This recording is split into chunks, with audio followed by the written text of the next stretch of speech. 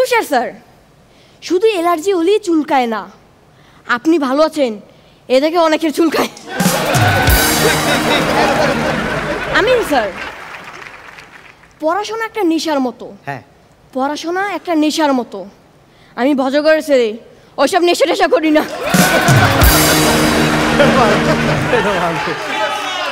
আগে আমি জানি আসে বরগুনা থেকে মোহাম্মদ মহিবুল্লাহ।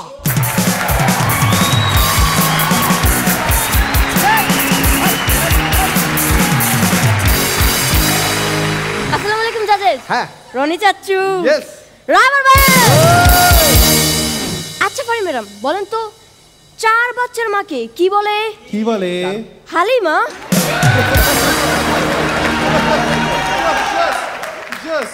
সেদিনকে আমি স্যার এসে আমাকে বলে, মহিবুল্লাহ তুমি যদি আমাকে 10 টাকা দাও তাহলে আমি একটা জাদু দেখাবো, এই ব্যাগের ভিতর ইলিগেলি ফু দিয়ে একটা মুরগি বের করবো। আমি বলি 10 টাকা? আমি 50 টাকা দেবো, মুরগিটা কিন্তু আমার। আচ্ছা রনি চাচ্চু, বলো তো পরীক্ষা হলে না পড়ে যাওয়ার সুবিধা কি? প্রশ্ন কঠিন হলো বোঝা যায় না।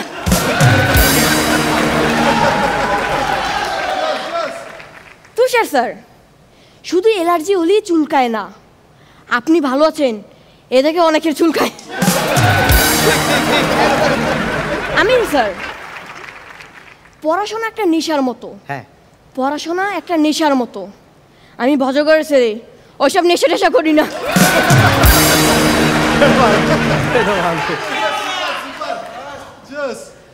রনি চাচ্চু, আমাদের জাহাঙ্গীর চাচ্চু অনেক কিপটা। সে অনেক চিন্তায় আছে, কারণ জীবনটা নাকি 2 দিনের, সে তো 7 দিনে এমবি কিনে ফেলাইছে।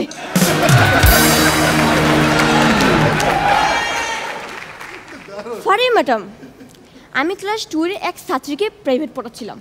তাকে বলতে বললাম, বলো তো 21। সে বলে 21। স্যার স্যার, ইদানিং আমি ভাত বাদ দিয়ে নুডলস খাচ্ছি। কেন বলেন তো কেন? উচিত কথার ভাত নেই।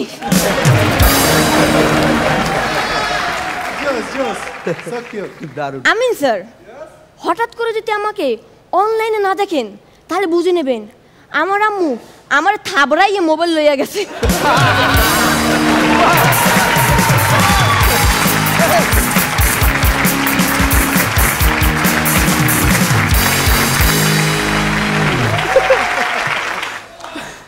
আমি বললাম না যে এইটুকু হতে পারে, কিন্তু অনেককে অনেক দূর পেছনে ফেলে ওইখানে এসছে। বরগুনা অনেক দূর না, রাজত্ব করতে এসছে বরগুনার ছেলে। শুরুতে কে বলবে? আমিন খান। মানে মনে চাচ্ছে যেন ওরে কোলে নিয়ে নাচি, সত্যি কথা। মানে ওর বয়স, ওর হাইট সব কিছু মিলে এত সুন্দর পারফরমেন্স দিয়েছে, এবং প্রত্যেকটা পারফরমেন্স নিজে এনজয় করেছে এবং এত ইনোসেন্সিভাবে বলেছে। আর রনি চাচ্চু, আরেকবার বলো তো, রনি চাচ্চু। চাচ্চু বানায় ছেড়ে দেবে। বল, ওই যে ফারিয়া আন্টি বল। রাবার আছে, নাম্বার আছে।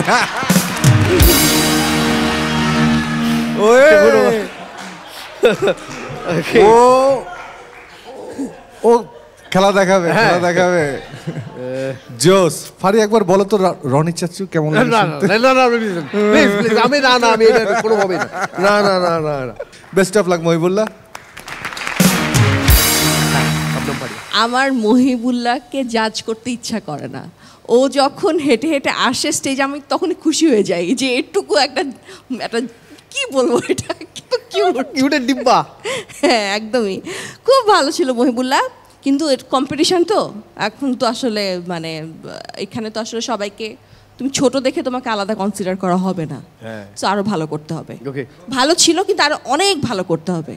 একটা জিনিস আমি বলি, যারা অডিয়েন্স যারা দেখছেন, ও ছোট বলে কিন্তু ওকে আমরা একদমই কনসিডার করছি না।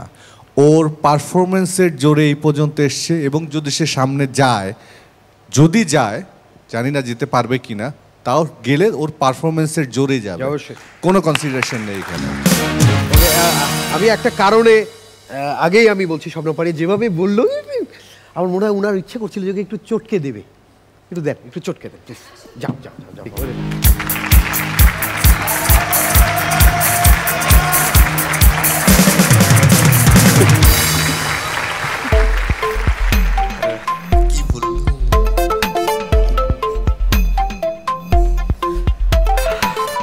ফেভারটা নিলাম।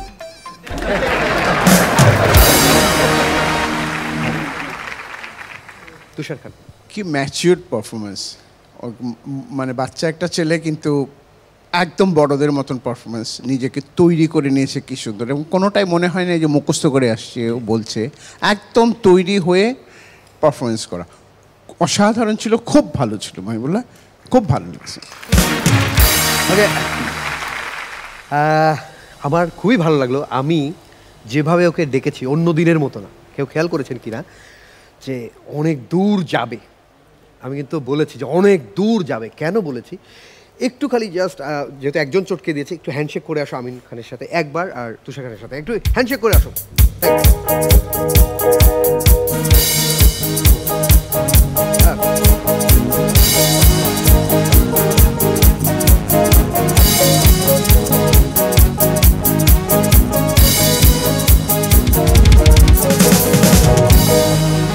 ওকে, কেন এটা করলাম, আমি এই যে বারবার বলছিলাম যে অনেক দূর যাবে, ও আসলে অনেক দূরই যাবে। এই যে বললে না কেন অনলাইনে না দেখলে, যে মা মোবাইলটা কেড়ে নিয়েছে। হ্যাঁ, মা মোবাইলটা কেড়ে নিয়েছে।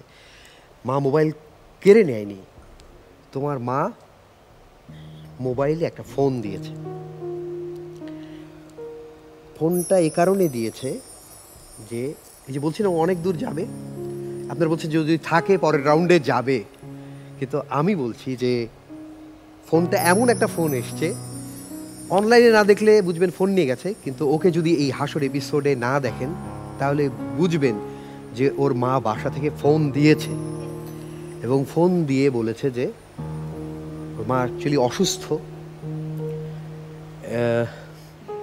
এবং বলেছে যে ও আসতে পারবে না। এ যেহেতু যেতে পারবে না, মানে এইটা ছেড়ে তো কম্পিটিশনে তো ও এক রাউন্ড যদি পারফরমেন্স না করে তাহলে তো ও পরের রাউন্ডে যাবে না, আপনারা কি কনসিডার করবেন? তা তো না। সো তোমার বাসা থেকে ফোন দিয়েছিল আমাদের এনটিভি কর্তৃপক্ষের কাছে, পারফরমেন্সের রেজাল্ট যাই হোক তোমার মার কাছে তোমাকে যেতে হবে। সবাই তোমাকে কিন্তু আদর দিয়েছে। হ্যাঁ হ্যাঁ, আমি জানি না আপনাদের ফলাফল, ইয়েস, আমি আজকে এইভাবেই ডাকলাম এই জন্য যে একটু যদি শেষবারের মতো কিছু বলো। বলার মতো কিছুই নেই, এখানে এসে যতটা শিখছি আমাদের মেন্টরদের কাছ থেকে, কিভাবে আমাকে তৈরি করতে হবে, কীভাবে উপস্থাপনা করতে হবে, এবং কোনটা আমার জন্য অ্যাডজাস্ট, এবং আরও বিভিন্ন জিনিস শিখছি, কীভাবে মানুষের সাথে মিলসা থাকতে হবে। অন্যরা বাদ পড়লে তোমার খারাপ লাগছিল, আজকে মেন্টরদের ছেড়ে চলে যেতে হবে, কেমন লাগছে?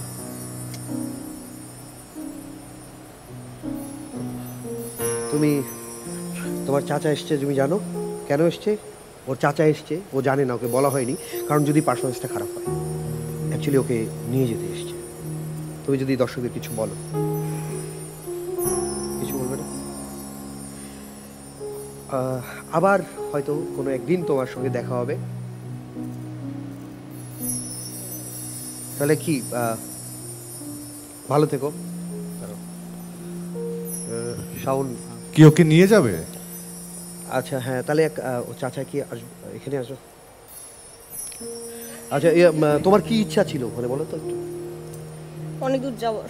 হ্যাঁ, ফাইনাল পর্যন্ত যাওয়ার। ফাইনাল পর্যন্ত যাবে তোমার ইচ্ছা ছিল, কিন্তু তাহলে কি করা যায়, মানে এই যে বাসায় তুমি কি, চলো মা চেঞ্জ করে ফেলো।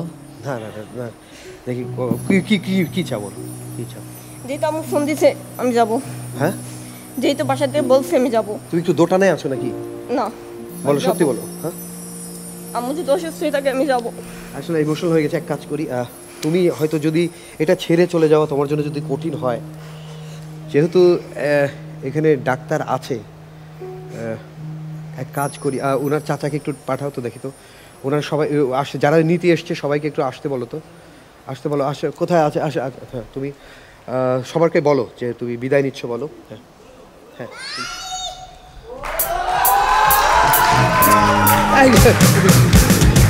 ধরে ধরে আচ্ছা সবাই আসো।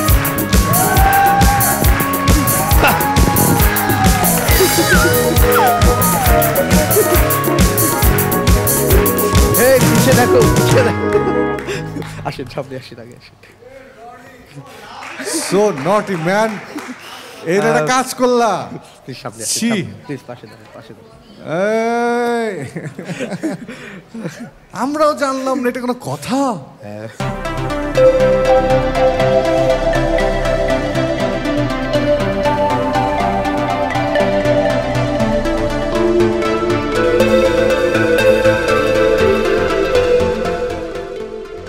অ্যাকচুয়ালি ও মিস করছিল গ্রুমিংয়ে আছে ও একটু দোটানায় যে ও বাসায় একটু মার সাথে কথা বলছে কিন্তু ও বাসায় যাবে না কি করবে একটু দোটানায় ওর পারফরমেন্সটা আরও ঝলক দেওয়ার কথা তো সব কিছু মিলিয়ে শেষ পর্যন্ত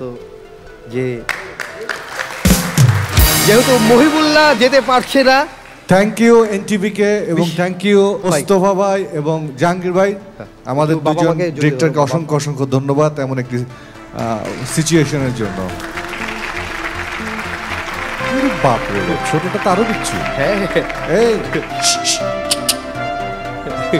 ওকে মা মা এই কেমন আছে জিজ্ঞেস করো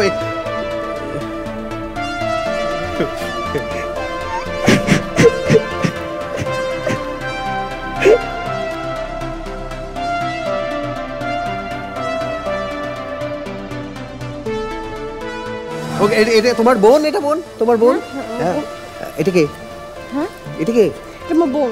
ও আচ্ছা একটু পরিচয় করিয়ে দাও মহিবুল্লাহ অ্যাকচুয়ালি মহিবুল্লাহর পারফরমেন্স যতটা ভালো হওয়ার কথা একটু বাবা মাকে সে মিস করছিল এটা গ্রুমারদের একটু মাঝে মাঝে বলছিল এনটিভি কর্তৃপক্ষকে বলছিল এখন সে চলে যাবে নাকি করবে শেষ পর্যন্ত তার বাবা মাকে আমাদের ডিরেক্টর মোস্তফা ভাই উনি যোগাযোগ করেন এবং তারা বলেন যে আপনারা আসুন কারণ মহিবুল্লাহ আমাদের one of the best performer ভালো পারফর্মারদের মধ্যে একজন এবং শুধু তাই নয় মানে আমরা যদি বড়দের হিসেবেও জাজ করি অনেক ছোটরা প্রত্যেকের বাড়ির ছোটরা তাদের একজন প্রতিনিধি এখানে পেয়েছে সো মহিবুল্লাহর জন্য জোরে একটা হাততালি হবে মহিবুল্লাহ একটু পরিচয় করিয়ে দাও একটু কে এ আমার আব্বু, হ্যাঁ এ আমার আদরের ছোট ভাই, ওকে এ আমার আদরের ছোট বোন, হ্যাঁ এ আমার আম্মু। ওকে আচ্ছা ওকে অনেক কান্ডাকাটি হয়েছে মহিবুল্লাহ তুমি যে গ্রুমারদের কাছে এসে এসে বলতে যে আমার বাপ আমার কি মাইকটা দেয় এখানেই ভালো আছে তুমি বলো যে তোমার মা তোমার ফোন কেড়ে নেয় আর বারবার বলে ফোনের মধ্যেই ঢুকে থাক বলো এগুলো বলো কি বলে বলো ও সব বলেছে বলো ওকে আপনারা যে এই ছেলেটাকে মারধর করেন ও অ্যাকচুয়ালি এখানে জোকস পারফর্ম করার জন্য না ও মায়ের ভয়ে এখানে টিকে থাকতে চায় সত্যি মারধর করেন কিনা আসলে এটা ঠিক হ্যাঁ সে নিজে নিজে এখানে আসছে জি আমাদের এখানে যে সে এভাবে এত দূর আগাই আসবে সেটা আমি চিন্তা করতে পারি নাই আমি যখন ওকে 22 তারিখ ঢাকাতে রেখে যাই মানে নিয়ে আসি পরে আমি চিন্তা করছি যে 25 তারিখ পর্যন্ত আমি ঢাকাতে থেকে যাই জি। যদি নাকি ও আউট হয়ে যায় তাহলে আমি নিয়ে যেতে পারবো ওকে কিন্তু পরবর্তীতে যে আবারও এখানে আসতে হবে এই চিন্তাটা আমার ছিল না আচ্ছা ওকে আর ডিরেক্টর এটাও বলেছে যে প্রথমে নাকি আপনি রাজি হচ্ছিলেন না যে আসবেন ওখান থেকে আসবেন এত দূরের জার্নি পরে বলা হলো যে এখানে কিন্তু জাজ হিসেবে শবনম পাড়ি আছে তারপর নাকি রাজি হলেন না না এটা এমনি বললাম আপনি সিরিয়াসলি নিয়েন না এটা না না না সরি এমনি বলছি এটা আমি এমনি বলছি আবার এটাও এমনি বলছি যে আপনি বলেছেন ওকে নায়ক আমিন খান আছে যাই ঘুরে আসি ওকে কেমন লাগছে এখানে এসে একটু বলেন জি আমার ভালো লাগছে। ওকে আপনার ছেলে পড়াশোনায় কেমন সেটা একটু বলেন ও পড়াশোনায় মোটামুটি মোটামুটি আচ্ছা ওকে একটু জানতে চাই যে আপনাদের এই তো বড় ছেলে অ্যাকচুয়ালি কেমন ও মোটামুটি কেমন ওর কেমন কোয়ালিটি ভালো মানে মানুষের সাথে খুব দ্রুত মিশতে পারে মানে আপনার এই তিনটে বাচ্চা আছে ও কেমন মোটামুটি মানে খুব দায়িত্বশীল হ্যাঁ খুব ভালো সবসময় স্কুলে বা যে কোনো জায়গায় ওকে কোনো দায়িত্ব দেওয়া হলে সেটা সে মানে আমাদের কথা ওভারটেক করেও সেই দায়িত্বটা সে পালন করে এবং দেখছি আমি খুব সিরিয়াসলি সেগুলো সে পালন করে এই প্রতিভাটা তার ভিতরে আছে ওকে একটা জোরে হাততালি তবে আমার অবজারভেশন বলছে এটার কোয়ালিটি অত ভালোও না কারণ অত ভালো হলে পরবর্তী স্টেপে আসতো না নেক্সট ভালো হবে ওকে হ্যাঁ যখনই মহিবুল্লাহকে দেখি ও যখন থাকে ও সবসময় দাঁড়াবে, সালাম দিবে এবং যতবার আসবো ততবারই। এবং এইটা তো আসলে ও তো অনেক ছোট, এটা তো ওর ক্রেডিট না, এটা ওর বাবা মার ক্রেডিট।